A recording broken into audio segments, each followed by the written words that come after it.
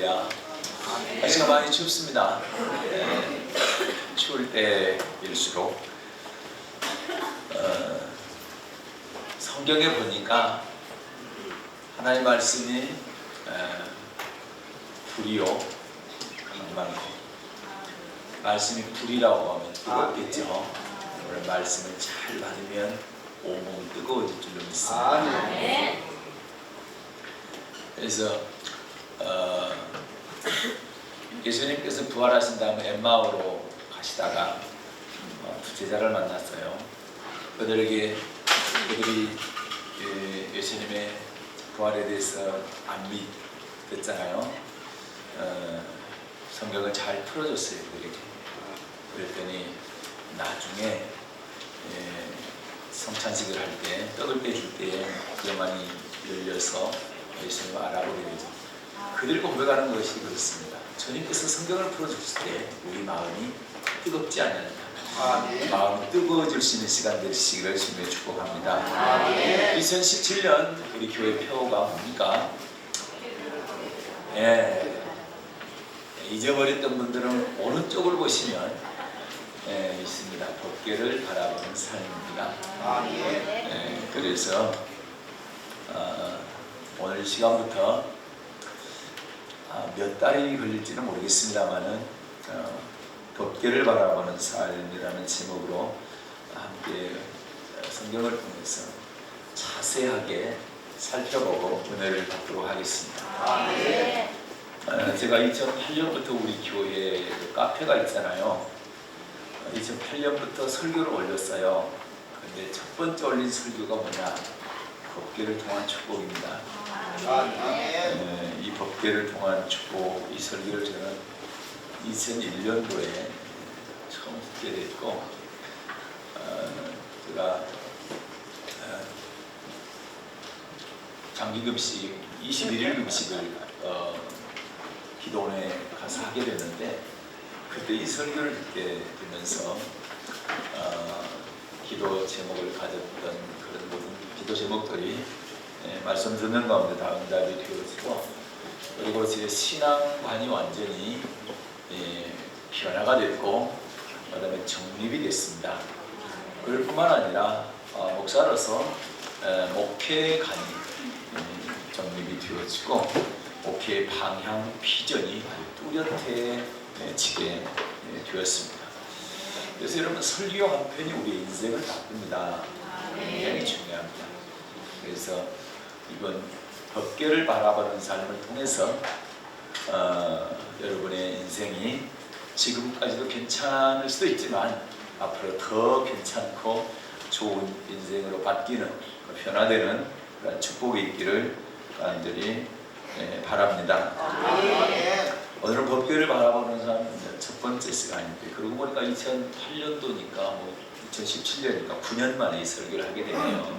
부분적으로 하게 됐지만은 집중적으로 하게 되는 것은 9년 만에 하게 됩니다.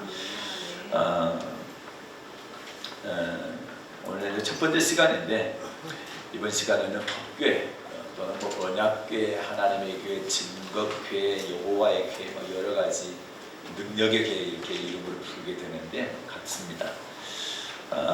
이 의미가 뭔지 이 성경에서 그 뜻을 찾아보도록 하겠습니다. 앞으로 이제 법궤 안에 있는 축복, 또 저주, 이거에 대해서 말씀을 선포하게 될 텐데, 임의대로 선포하는 것이 아니라 성경의 근거에서 성경을 마음대로 해석하지 않고 성경 그대로 보여드릴 테니까, 그것이 정말 하나님의 말씀이라면 아멘으로 잘 받으시기를 주님의 이름으로 축복합니다. 오늘 구약 성경 본문에 보게 되면 사무엘하죠. 보게 되면 세 사람이 나옵니다. 누구 나옵니까? 아비나답이 나오고, 그 다음에 우사가 나오고, 또 오벳에돔이 나옵니다. 이 세 사람이 나오는데, 이 세 사람은 똑같이 법궤를, 언약궤를 모셨던 사람들입니다. 그런데 아비나답이라고 하는 사람은 20년 동안 법궤를 모셨는데, 복을 받았다는 말이 한마디도 없어요. 그렇다고 또 저주받았다는 말도 없습니다. 두 번째, 우사 같은 경우에는 아다 하면 안 되고 가만 앉아 계세요. 오랜만에 만나니까 아주 반가우신가 봐요. 옛날에 아주 친하게 지내셨어요. 이제 왔다 갔다 하지 마세요. 자, 우사라는 사람은 법궤를 다윗성으로 옮길 때에 그래도 아내가 좋아서 인사는 끝나고 해도 되는데 아직 미리 하시고 이제 거기까지만 이제 하고 깜깜 마세요. 그래서 하여튼 아내가 좋은 거예요. 그래서 있을 때 잘하세요. 있을 때 잘해요. 남편들 아멘. 아내가 하셔서. 그러니까 조금 더 서운한 분들이 계시네. 남편이 좋은 거예요. 아내들이시 아멘. 내 남편이 최고라. 할렐루야. 남편이 없는데요. 예수님이 남편이죠. 가장 좋은 남편. 할렐루야. 그래요. 우사는 법궤를 다윗성으로 옮길 때에 법궤를 잠깐 모셨습니다. 잠깐 모셨는데 정말로 잘 모시려고 하다가 법궤를 만짐으로 말미암아 바로 그 자리에서 죽게 됩니다. 축복은커녕 오히려 저주를 받게 되는 거죠. 그런데 세 번째 사람 오베데돔은 말입니다. 우연히 법궤를 섬겼는데 우연히 딱 석 달 섬겼어요. 그런데 그와 그 온 집에 복이 쏟아져 들어갔습니다. 복을 엄청나게 받았다 이 말입니다. 똑같이 하나님의 법궤를 모신 사람들인데 그들이 받은 것은 전혀 달랐다. 한 사람은 복도 안 받고 저주도 안 받고 그런데 오랫동안 섬겼는데도 불구하고 복도 안 받고 저주도 안 받았고 그게 꼭 좋은 것만은 아니죠. 한편으로 보면 다행스럽기는 해요. 저주는 안 받았어요. 그러나 복을 못 받았기 때문에 좋은 건 아닙니다. 우사는 복을 받지 못하고 저주를 받았기 때문에 그는 참 안 됐죠. 큰 불행이죠. 그러나 한 사람은 우연히 법궤를 모셨는데도 불구하고 짧은 시간에 엄청난 복을 받아가지고 다윗이 오베데돔의 복을 받은 걸 보고 다시 다윗성으로 법궤를 모셔가야 되겠다 그렇게 마음을 먹게 되죠. 그래서 우리는 이제 이 세 사람 가운데 나는 어디에 속했을까 한번 생각을 해봐야 됩니다. 10년, 20년, 30년, 40년을 내가 법궤를 모셨는데 하나님을 섬겼는데도 불구하고 복도 못 받고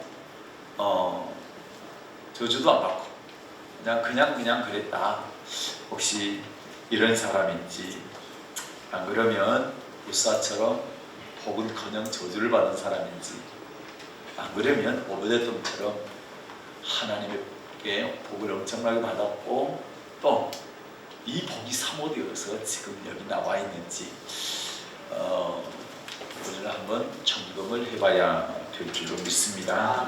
어찌됐거나 우리가 어떤 사람에 속했든지 분명한 것은 이 자리에 나와서 말씀을 듣고 반드시 몇 번째 사람? 세 번째 사람 누구? 성은 오시오. 이름은 빼도 돼. 이름이 어렵네. 그냥 오베데돔. 이 세 번째 사람과 같은 그런 큰 복을 받아서 이 복을 땅 끝까지 전할 수 있는 여러분 되시기를 예수님의 이름으로 축복합니다. 사무엘하 5장에 보면 말이죠. 다윗이 이 왕이 되는 장면이 나옵니다. 다윗이 아닌 왕이 되는 장면인데 사무엘하 5장 3절 볼까요?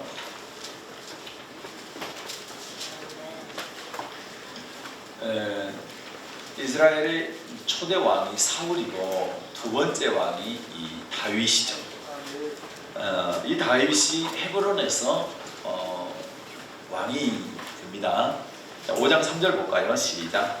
이에 이스라엘 모든 장로가 헤브론에 이르러 왕이 나아오매 다윗 왕이 헤브론에서 여호와 앞에서 저희와 언약을 세우매 저희가 다윗에게 기름을 부어 이스라엘 왕을 삼으니라. 아멘. 다윗에게 기름을 부어 이스라엘 왕을 삼았다. 다윗이 40년 동안 왕이 되는데 7년 동안은 이제 유다 지파의 왕이 되고 33년 동안은 통일 왕국의 왕이 되지요. 그런데 이 왕이 된 다윗이 제일 먼저 한 일이 뭘 것 같습니까? 제일 먼저 한 일이 블레셋과 전쟁하는 거였어요. 자, 5장 17절부터 25절까지 보겠습니다. 사무엘하 5장 17절부터 25절. 왕이 된 다음에 제일 먼저 한 일이 뭐냐? 블레셋과 전쟁하는 일이었다. 자, 17절부터 25절 시작. 이스라엘이 다윗에게 기름을 부어 이스라엘 왕을 삼았다 함을 블레셋 사람이 듣고 다윗을 찾으러 다 올라오매 다윗이 듣고 요회초로 나가니라. 블레셋 사람이 이미 이르러 르바임 골짜기에 편만한지라. 다윗이 여호와께 물어가로되 내가 블레셋 사람에게로 올라가리이까 여호와께서 저희를 내 손에 붙이시겠나이까. 여호와께서 다윗에게 말씀하시되 올라가라 내가 단정코 블레셋 사람을 네 손에 붙이리라 하신지라. 다윗이 바알그라심에 이르러 거기서 저희를 치고 가로되 여호와께서 물을 흩음같이 내 앞에서 내 대적을 흩으셨다 하므로 그곳 이름을 바알그라심이라 칭하니라. 거기서 블레셋 사람들이 그 우상을 버렸으므로 다윗과 그 종자들이 치우니라. 블레셋 사람이 다시 올라와서 르바임 골짜기에 편만한지라. 다윗이 여호와께 묻자온데 가라사대 올라가지 말고 저희 뒤로 돌아서 뽕나무 숲을 맞은편에서 저희를 엄습하되 뽕나무 꼭대기에서 걸음 걷는 소리가 들리거든 곧 동작하라. 그때 여호와가 내 앞서 나아가서 블레셋 군대를 치리라 하신지라. 이에 다윗이 여호와의 명대로 행하여 블레셋 사람을 쳐서 게바에서 게셀까지 이르니라. 아멘. 다윗 왕이 제일 먼저 왕이 돼서 한 일이 뭡니까? 블레셋과 전쟁에서 블레셋 족속을 쳐서 파하는 일이었죠. 왜냐하면 그들은 엘리 제사장 시대 때에 어땠습니까? 여호와의 법궤를 뺏어갔던 사람들이에요. 엘리 제사장 시대 때 엘리의 아들 홈리와 피느하스가 전쟁터에서 블레셋과 전쟁을 하게 될 때에 법궤를 가져가게 되면 자기들이 이길 줄 알았죠. 그런데 오히려 피할 뿐만 아니라 법궤를 빼앗겼죠. 이스라엘 자손들을 그리고 계속 괴롭혔던 사람들이 블레셋 사람들입니다. 그래서 그들과 전쟁을 하게 되고 그들을 파하게 되죠. 쳐서 파하게 됩니다. 그렇게 블레셋 족속과 전쟁에서 그들을 이긴 다음에 한 일이 뭐냐?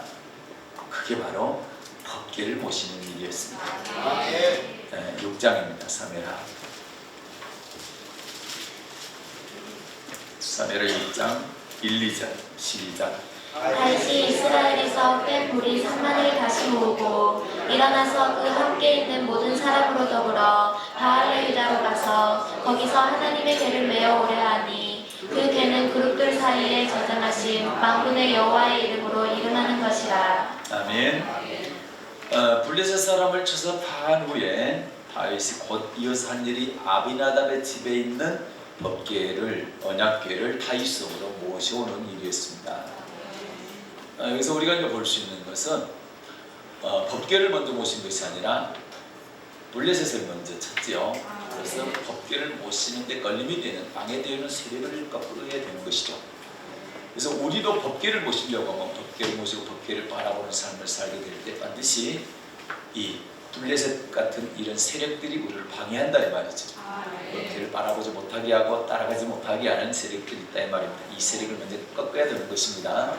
그리고 법궤를 잘 모시고 법궤를 잘 따라가야 된다 이렇게 말씀하고 있는 것입니다. 다윗의 아들이 누굽니까? 많이 있지만 그 중에 왕이 된 아들이 솔로몬입니다. 솔로몬이 성전을 건축했습니다. 7년 동안 성전을 건축한 다음에 그 다음에 제일 먼저 한 일이 뭐냐? 법궤를 모시는 일이었습니다. 열왕기상 8장을 보겠습니다. 열왕기상 8장 1절부터 6절까지 받들어 읽겠습니다. 열왕기상 8장 1절부터 6절까지 받들어 읽겠습니다. 시작. 이에 솔로몬이 여호와의 언약궤를 다윗성 곧 시온에서 메어 올리고자 하여 이스라엘 장로와 모든 지파의 부모 곧 이스라엘 자손의 족장들을 예루살렘 자기에게로 소집하니 이스라엘 모든 사람이 다 에다니몰 곧 7월 절기에 솔로몬 왕에게 모이고 이스라엘 장로들이 다 이름에 제사장들이 궤를 매니라. 여호와의 궤가 회막과 성막 안에 모든 거룩한 기구들을 메고 올라가되 제사장과 레위 사람이 그것들을 메고 올라가매 솔로몬 왕과 그 앞에 모인 이스라엘 회중이 저와 함께 궤 앞에 있어 양과 소로 제사를 드렸으니 그 수가 많아 기록할 수도 없고 셀 수도 없었더라. 제사장들이 여호와의 언약궤를 그 처소로 메어 드렸으니 곧 내전 지성소 그룹들의 날개 아래라. 아멘. 네. 참 오늘따라 그 성경을 읽는 우리 자매 목소리가 그렇게 아름다울 수가 없는 거죠. 네, 할렐루야. 다 은혜입니다. 자, 열왕기상 8장 1절부터 6절에 보니까 언약궤를 제사장들에게 메고 솔로몬 성전에 이렇게 올리게 되죠. 드리게 되죠. 솔로몬이 성전을 건축한 다음에 제일 먼저 한 일이 다윗성에 있는 언약궤를 성전 안에 있는 지성소에 모시는 그런 일이었습니다. 다윗과 솔로몬이 한 일을 통해서 우리가 무엇을 교훈받느냐 알 수 있느냐라고 할 때 우리 교회가 제일 먼저 해야 될 일이 뭡니까? 바로 법궤를 모시는 일입니다.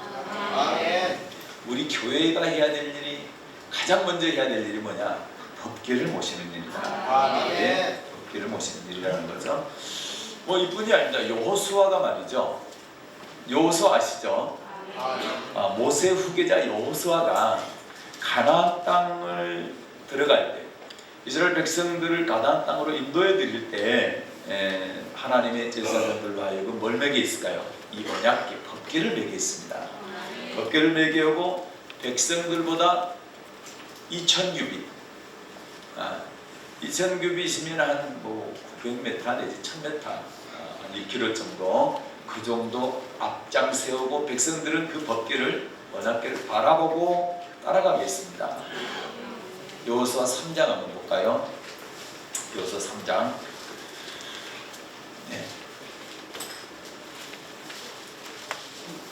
여호수아 3장 3절 4절 말씀을 받들어 읽겠습니다. 시작.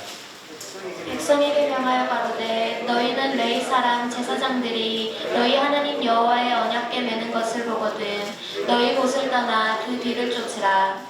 그러나 너희와 그 사이 상거가 2000규빗쯤 되게 하고 그것에 가까이 하지는 말라. 그리하면 너희 행할 길을 알리니 너희가 이전에 이 길을 지나보지 못하였음이니라. 아멘.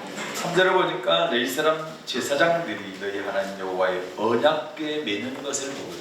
제사장들이 언약궤를 매죠. 그리고 백성들은 뭐하라? 그 뒤를 쫓으라. 그래서 제사장들이 언약궤를 메고 백성들이 뒤를 쫓았는데 4절 보니까 2000규빗 됐다. 1규빗이 손끝에서 팔꿈치까지인데 팔이 긴 사람은 한 50cm 정도 들고 조금 더 짧으면 한 45cm, 평균 한 45cm 정도 된다고 그래요. 그러니까 한 900m 정도 앞에 그 뒤에 이스라엘 백성들이 법궤를 바라보면서 언약궤를 바라보면서 따라가라 이렇게 했다라는 거죠. 요단강을 건널 때 말입니다. 요단강을 건널 때도 제사장들이 언약궤를 맸어요. 그리고 그 언약궤를 맨 제사장들이 발이 요단강에 딱 잠기자마자 위에서 내리던 흘러내리던 물이 그쳤습니다. 멈췄습니다. 보겠습니다. 6절 볼까요? 여호수아 3장 6절 8절까지 시작. 여호수아가 또 제사장들에게 일러 가로되 언약궤를 메고 백성 앞서 건너라 하매 곧 언약궤를 메고 백성 앞서 나아가니라. 여호와께서 여호수아에게 이르시되 내가 오늘부터 시작하여 너를 온 이스라엘의 목전에서 크게 하여 내가 모세와 함께 있던 것 같이 너와 함께 있는 것을 그들로 알게 하리라. 너는 언약궤를 맨 제사장들에게 명하여 이르기를 너희가 요단 물가에 이르거든 요단에 들어서라 하라. 아멘. 여호수아가 제사장들에게 언약궤를 메고 백성 앞서 건너라. 언약궤 메고 백성 앞서 건너라. 어디를 건너라? 요단강을 건너라. 예. 그러니까 곧 언약궤를 메고 백성 앞에 나갔지요. 그리고 8절에 보게 되면 요단강 가에 딱 서게 되거든 요단에 들어서라. 물이 지금 흘러내리고 있는데도 불구하고 언약궤 메고 제사장들한테 요단 물에 들어서라, 들어가라 이렇게 말한 거죠. 모세를 통해서 이스라엘 백성들 애굽에서 나올 때 애굽의 군대가 뒤에서 쫓아오고 앞에는 홍해가 가로막고 있죠. 그때 이스라엘 백성들이 모세를 향해서 원망을 하게 됩니다. 차라리 애굽에 놔두지 왜 끌고 와가지고 여기까지 오게 해서 앞에 홍해 있고 뒤에는 애국 군사가 오는데 우리는 어쩌란 말이냐. 그렇게 할 때 하나님께서 모세로 하여금 홍해를 향하여 손을 들라. 그래서 밤새워 동풍이 불어서 홍해물을 갈랐습니다. 물리쳤다고 되어 있어요, 성경에.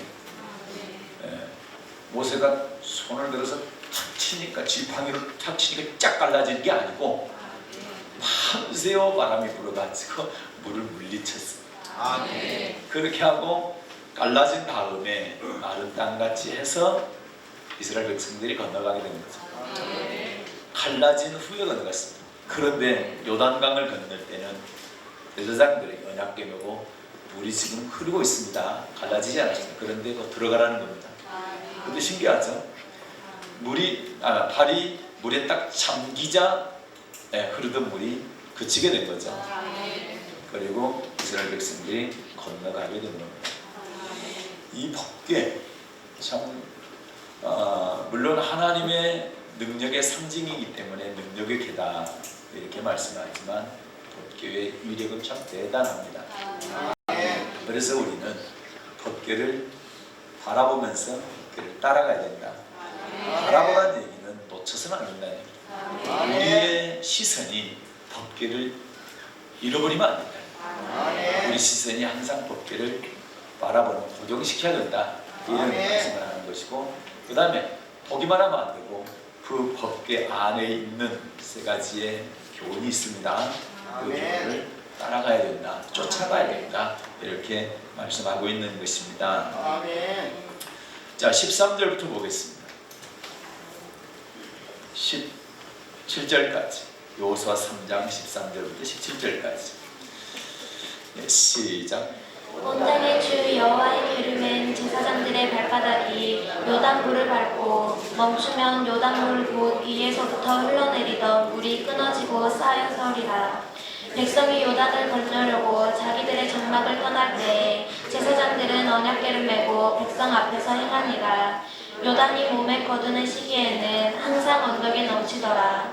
궤를 맨 자들이 요단에 이르며 궤를 맨 제사장들의 발이 물가에 잠기자 곧 위에서부터 흘러내리던 물이 그쳐서 심히 멀리 사르단에 가까운 아담 방방에 일어나 쌓이고 아라바의 바다 여매로 향하여 흘러가는 물은 온전히 끊어지매 백성이 여리고 앞으로 바로 건널세. 여호와의 언약궤를 맨 제사장들은 요단 가운데 마른 땅에 굳게 섰고 온 이스라엘 백성은 마른 땅으로 행하여 요단을 건너니라. 아멘. 8절에서 언약궤를 맨 제사장들에게 명하여 이르기를 요단 물가에 이르거든 요단에 들어서라 하라. 언약궤를 메고 요단강에 들어가라 해라.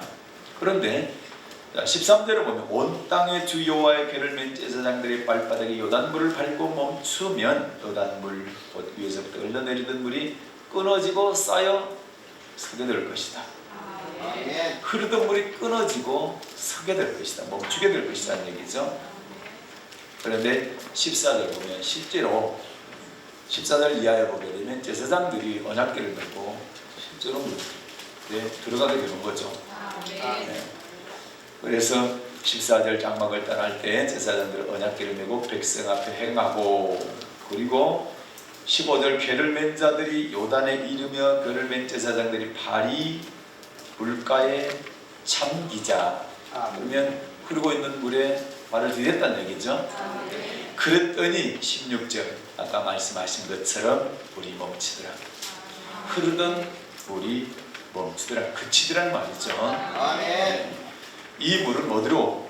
염해, 사해로 흘러가는 물입니다. 그런데 실제로 멈췄습니다. 그래서 이스라엘 백성들이 언약궤가 먼저 건너고, 그리고 이스라엘 백성들도 따라 건너가게 되는 것이죠. 아멘. 요단강을 건널 때도 그랬지만 건넌 다음에 섬으로 만난 성 이름이 뭡니까? 여리고성입니다. 알고로 말씀하시 안 하시는 건지, 일부러 말씀을 안 하시는 거지, 뭐 여리고성 모를 리야 없지요. 아멘. 그런데 일부러 말씀을 안 하신 것 같아요, 그죠? 대답을 잘하면 목사님이 너무 실망할 것 같으니까 잘해주시면 제가 너무 좋아할 것 같은데, 그렇습니다. 첫 성이 뭐예요? 어떤 성? 여리고성입니다.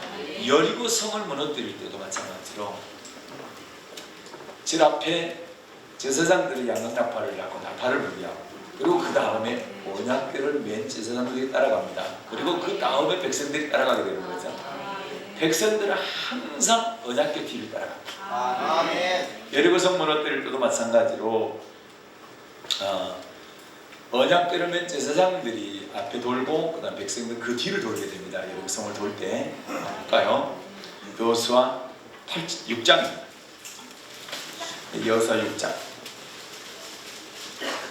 1절부터 한번 보겠습니다. 먼저 5절까지. 시작. 이스라엘 자손들로 인하여 여리고는 굳게 닫혔고 출입하는 자 없더라.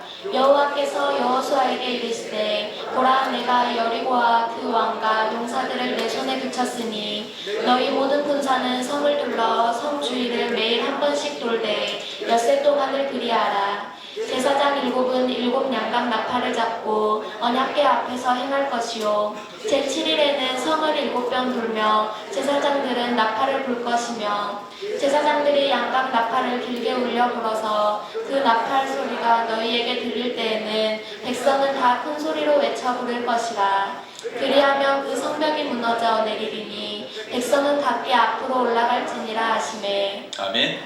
자, 여리고성을 앞에 두고 먼저 한 일이 뭡니까? 어떻게 하라니까? 뭐 전략인지 이것보다 뭐라고 그래?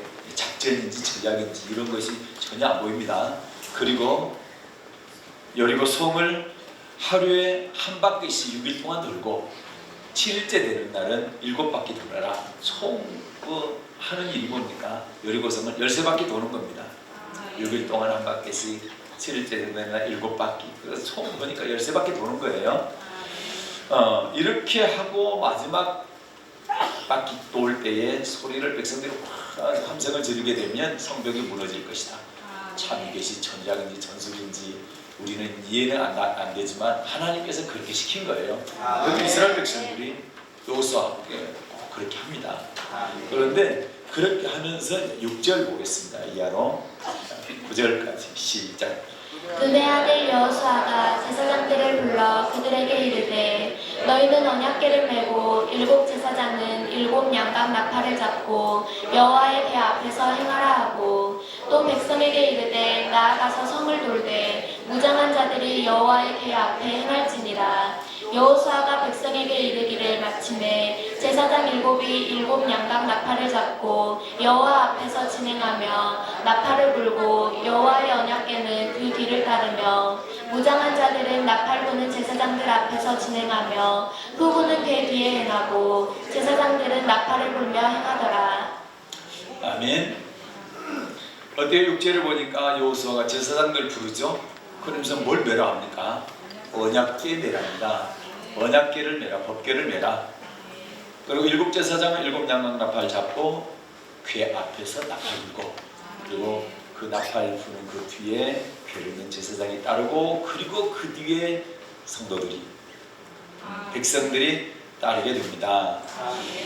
이렇게 하게 될 때에 결국 이 여리고성이 그냥 무너지게 되는 거죠.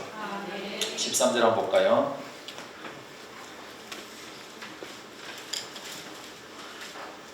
13절부터 시작. 7제사장은 7양각 나팔을 잡고 여호와의 궤 앞에서 계속 진행하며 나팔을 불고 무장한 자들은 그 앞에 행하며 후군은 여호와의 궤 뒤에 행하고 제사장들은 나팔을 불며 행하니라. 그 제2일에도 성을 한 번 돌고 진에 돌아오니라. 엿새 동안은 이같이 행하니라. 제7일 새벽에 그들이 일찍이 일어나서 여전한 방식으로 성을 7번 도니 성을 7번 돌기는 그날뿐이었더라.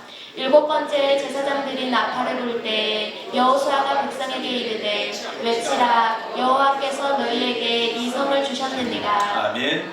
그래서 그대로 하죠. 근데 13절을 보게 되면 여기에 조금만 좀 더 들어가면 7제사장은 7양각 나팔을 잡고, 그리고 여호와의 궤 앞에서 계속 진행하며, 그러면 여호와의 궤 앞에 7제사장의 7양각 나팔 있죠. 그리고 그 앞에 뭐가 있어요? 무장한 자들은 그 앞에 행하며, 그 다음에 후보는 여호와의 궤 뒤에 행하며, 제사장들은 나팔을 불며 행하니. 그럼 이 순서가 지금 어떻게 됩니까? 제일 앞에 무장한 자들이 있죠. 두 번째는 7제사장 7양각 나팔 부는 사람들이 있죠. 세 번째는 여호와의 언약궤가 있죠. 그리고 네 번째는 후군, 여호와 궤 뒤에 행했다. 이 후군들은 이제 군인들 또는 백성들을 말하는 거죠. 백성들 가장 뒤에, 그다음에 그 앞에 언약궤, 그 앞에 양각나팔, 그 앞에 무장한 자, 이렇게 되어 있죠. 예. 그래서 가장 앞장서는 사람들은 이제 여기서만 본다고 하면 가장 앞장서는 사람들은 교회를 또는 언약궤를 지킬 수 있는 사람들이다. 용사들이 필요하다 이 말입니다. 아멘. 네. 그 다음에 양각나팔, 그 다음에 언약궤. 그래서 첫째가 앞에서 보호하고 나팔 소리가 들리고, 그 다음에 뒤에 언약궤 뒤에는 항상 누가 따릅니까? 성도들이 따르죠. 아멘. 성도들은 언약궤 앞에 가면 항상 언약궤를 바라보면서 뒤에 따라가야 된다. 아멘. 뒤를 따라요. 그래서 언약궤에서 시선을 놓치면 안 되고 언약궤를 바라보면서 언약궤 안에 있는 교훈을 항상 기억하면서 언약궤를 쫓아가야 된다. 이런 삶을 살아야 되는 것이죠. 그렇게 하게 될 때에 여리고성이 그냥 무너지게 됩니다. 20절 시작. 이에 백성은 외치고 제사장들은 나팔을 불매 백성이 나팔 소리를 듣는 동시에 크게 소리질러 외치니 성벽이 무너져 내린지라. 백성이 각기 앞으로 나아가 성에 들어가서 그 성을 취하고. 아멘. 자, 성이 무너졌지요. 그 성을 정복하게 됩니다. 자, 오늘 말씀을 이제 정리를 합니다. 정리를 하게 되면 무슨 말씀이냐? 가나안 땅을 진행할 때 언약궤가 앞에 섰죠. 가나안 땅으로 들어갈 때 언약궤가 앞에 섰죠. 그리고 요단을 건널 때도 제사장들이 언약궤를 메고 발에 잠기니까 요단강이 멈춰섰지요. 강물이 흐르던 강물이 멈춰섰죠. 그리고 여리고성은 정탐한 사람들이 얘기했던 것 뭡니까? 그 여리고성은 엄청나게 단단한 성, 그리고 네피림이 있고 용사들이 있고 도대체 우리는 무너뜨릴 수 없다. 정탐꾼들 열정탐꾼이 이구동성으로 그렇게 얘기했잖아요. 굉장히 단단한 성이고 또 용사들이 있었던 군인들이 아주 잘 지키고 있었던 성이었잖아요. 그런데도 불구하고 이런 성을 다른 뭐 군사 전략이나 뭐 전술을 가지고 한 것이 아니라 단순히 성 주위를 도는데 언약궤를 메고 백성들 그 뒤를 따르며 돌았단 말이죠. 그런데 무너졌죠. 그러니까 요단강을 건널 때라든지 또 여리고성을 무너뜨릴 때라든지 언약궤를 맨 제사장들이 앞장서고 성도들이 그 뒤를 따르게 되면 요단강도 건널 수 있고 여리고성도 무너뜨릴 수 있다. 이게 우리에게 이제 큰 교훈을 주는 거죠. 요단의 찬이란 물이 우리 앞을 가로막고 우리에게 고통을 준다 할지라도 언약궤를 바라보며 따라가면 건널 수 있다라는 겁니다. 이게 우리의 소망인 것입니다. 그리고 여리고와 같이 절대로 무너뜨릴 수 없을 것 같은 암울한 그런 또 절벽 같은 그런 문제가 또는 뭐 어려운 일들이 앞에 우리를 가로막고 방해한다 할지라도 언약궤를 바라보고 언약궤를 따르게 되면 그 단단한 성도 무너질 수 있다. 내 힘으로는 도저히 해결할 수 없는 그런 문제도 해결될 수 있다. 그런 소망을 가질 수 있기를 주님의 이름으로 축복합니다. 그러니까 법궤 언약궤를 따르게 될 때 바라보고 따라가게 될 때 철옹성같이 단단한 그런 여리고도 무너지고 참이란 요단도 흐른 것이 멈추고 우리가 건너갈 수 있다 하는 이런 교훈을 잊지 마시길 바랍니다. 그래서 하나같이 언약궤를 바라보며 하나님 말씀에 순종했을 때 하나님께서 일하시는 하나님께서 역사하시는 그런 기적들을 체험하게 된다는 사실을 꼭 잊지 마시길 바랍니다. 그래서 다윗이 왕이 됐을 때 제일 먼저 한 일이 뭡니까? 블레셋을 물리친 일이었죠. 왜 블레셋은 언약궤를 모시기 위한 전초전이에요. 언약궤를 모시는데 방해가 되는 세력이기 때문에 그를 깨뜨린 것입니다. 그리고 한 일이 언약궤를 다윗성에 모셔드리는 일이었다. 할렐루야. 여호수아가 가나안 땅에 들어갈 때 또 요단강 앞에서 또 여리고성 앞에서 언약궤를 매게 하고 언약궤를 바라보면서 따르게 할 때에 요단 강물도 멈춰서 건너갈 수 있었고 여리고성도 무너질 수가 있었다. 그렇기 때문에 우리는 어떻습니까? 우리 신앙생활 할 때에 가장 우선순위가 가장 급선무가 첫 번째가 뭐냐? 제일 먼저 할 일이 뭐냐? 언약궤를 모시는 일이다. 아멘입니까? 언약궤를 법궤를 모셔야 된다. 할렐루야. 그래서 저와 여러분도 금년에 이제 표처럼 법궤를 바라보는 삶.